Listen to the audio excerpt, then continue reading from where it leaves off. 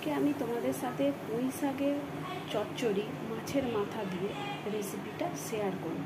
চলো, এখানে সমস্ত সবজি ভেজে রেখে দেওয়া হয়েছে, 5 রকমের সবজি।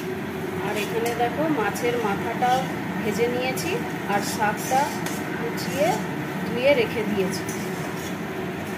এখানে তেলের মধ্যে ফোড়নের জন্য এলাচ, দারচিনি, লবঙ্গ, শুকনো লঙ্কা আর একটু পেঁয়াজ দিয়ে ভেজে নিচ্ছি। এবার সমস্ত সবজি দিয়ে একটা কাঁচা লঙ্কা আর একটা সর্ষে বাটার পেস্ট করে রেখেছিলাম, সেই পেস্টটা দেওয়ার পর সমস্ত মশলা 1 চামচ জিরে গুঁড়ো, 1 চামচ ধনে গুঁড়ো, 1 চামচ কাশ্মীরি মির্চ, 1 চামচ শুকনো লঙ্কার গুঁড়ো দিয়ে ভালো করে নাটা কষে যাওয়ার পর পুঁই শাক, ভিজিয়ে রাখা পুঁই শাকটা দিয়ে দিয়েছি আর একটু পরিমাণ মতো নুন মিষ্টি দিয়ে এটা সেদ্ধ করে। এটা হয়েই এসেছে। এবার মাছের মাথাটা অ্যাড করে দিলাম।